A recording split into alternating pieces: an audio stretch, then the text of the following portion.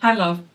So, if you're watching this, I am sure you're someone who's probably told time and again, stop feeling so strongly, stop being in your head. Uh, you really need to start getting a little more practical. Is this something that resonates with you? Because this is not you just overthinking things. This is you constantly in a state of wanting to protect yourself. This did not start with you. It did not start just recently. It started really, really long back. And every time that you were told that in some form or way you were not enough, if you were constantly criticized, if you grew up in a family where you had to perform to be accepted, you constantly look for some measures or the other where you are trying to either convince someone, look for approvals, and second guess every decision that you take. This is all you not trying to self sabotage yourself, but your brain is such a beautiful organ in your body that is trying to protect you. And because of that, it stops you from taking action when you really need to. So, what is that one thing that you can start working on, right? Every time you look at a decision, it could be something as simple as I need to walk my dog, and you will do it. I know that.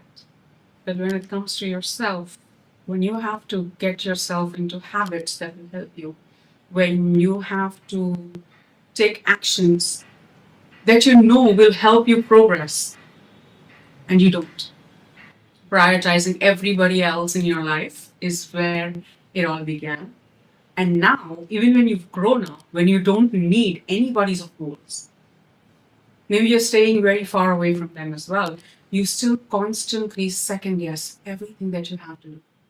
So the receiving wound forms when your system internalizes that it's not safe to receive help.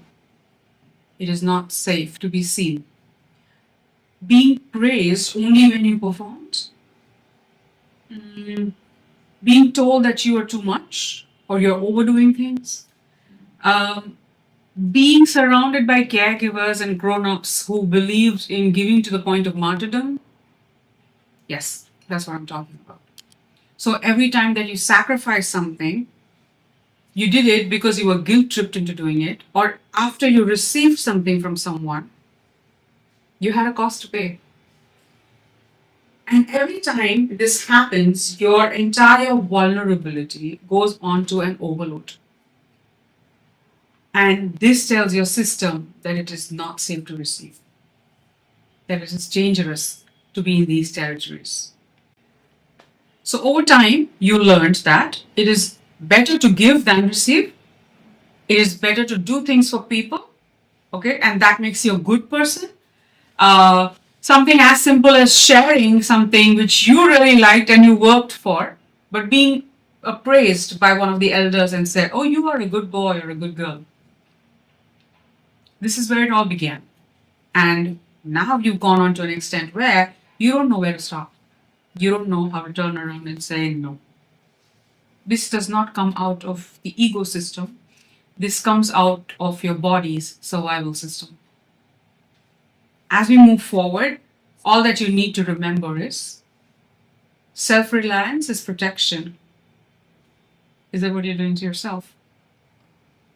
To the extent where you think receiving anything is going to come at a cost, and now I do not want to receive anything. I'm better off giving it off to people. So, if you are someone who thinks that, who showed up as the lone wolf, somewhere in your nervous system of being hyper independent also says that you do not allow people in beyond a certain point. You keep them at a distance. When you do that with people, you also do the same thing when it involves conversations around money, right? Um, your expectation of people is very different. Ideally, no expectations is what works best for you. And frankly speaking, I'm here to say that this is not a conscious decision. It's something that kept you alive so far, and you think this is how you're meant to function. But that's not the truth. So as we move forward beyond survival, we're looking at how can you soften your body? How can you allow things and people into your life? How can you adapt in such a way that your body does not go into palpitations the moment you are about to receive help? How do you ensure that if there are any kind of protective adaptations that you need to make, you become aware that this is what you really need and you're receiving and you receive it with grace. Welcome to the series on manifesting miracles. How? Quantum way.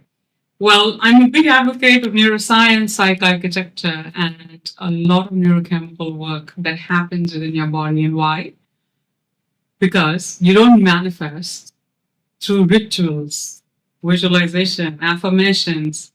Yes, they can be components in your manifestation journey. But the most important thing to remember is you manifest from your biology. What do I mean by that? When there are moments that, irrespective of the number of times you do your affirmations, you do your visualizations, you do gratitude, how much time out of your 24 hours are you giving it? Right? I know a lot of people who practice this like first thing in the morning, last thing in the night, and then somewhere in between. But then what happens during the day? Your entire day is made out of so many different events. When you're constantly stuck in your survival mode, which is constantly debilitating decisions, overreacting to situations, people pleasing, overthinking, scanning for what is the next threat that's coming out of your way, your body and your nervous system is not in a creation mode, it is in a protection mode. What happens as you go ahead in that mode is it shuts off your intuitive genius. It stops creativity from flowing in. It stops you from being more and more of your true quantum self who enjoys being who you are into becoming a performer for the world. This was something that happened to me at some point in time in my career and time again. When I got one of my most awaited positions in an organization, I got the position, but there was this constant stress of performing because I did not know what is it that I could do better. Because I was just playing out of my patterns, right? The patterns were to perform, but in a new organization with a completely clean board, with the role I wanted, I did not know what to do. I felt so stuck. And expectation was that I perform, right? So this is exactly what you're doing with your nervous system as well. Putting it into a performance mode constantly stops you from the flow, stops you from the creativity, stops you from being you. The more and more you elementally become your true self, that is when you align with your true purpose and your true joy. And when things come from that place, it is led by love and not by fear. Now you start enjoying every moment of what you're doing and you stop being on a checklist of any kind. And that is where you want to be. Not on your checklist, but what makes you you. What makes you you. This is something that is very simply tuned into your frequency. And we'll talk more about this in the next video. How do we not look at a problem and start solving, but we now go ahead and see how we can start evolving and elevating our frequency and the role the frequency plays in your life and my life. Yes? So I'll catch you in the next video. Welcome back, love. So this time, today, I want you to pause this video after a while. And here's what we're going to do. You just identify the patterns or the blueprint that created your entire nervous system so far. And I want us to go ahead and find out a little more about how can you now start tracking those triggers, right? I have this wonderful quantum calm pattern tracker that is there in the link below. Go ahead and start by filling that out. Once you're done, come back and resume this video. Welcome back. So what was your discovery? I'll tell you the neuroscience behind that story, right? What happens is your brain is a prediction machine.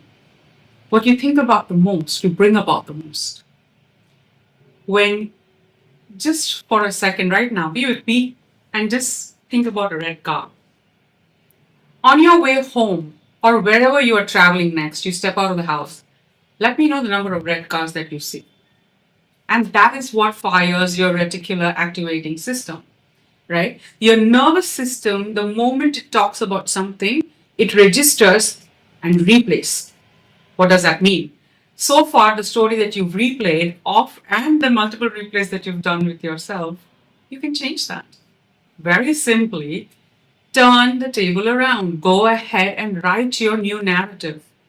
Manifestation is less about techniques and more about becoming. It's more about shifting that identity.